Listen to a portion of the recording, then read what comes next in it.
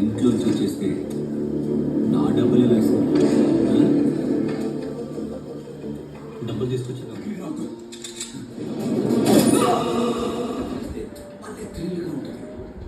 ఈ కథలో డబ్బు కోసం ఏదైనా చేసే కక్కువతి పాత్ర నాది.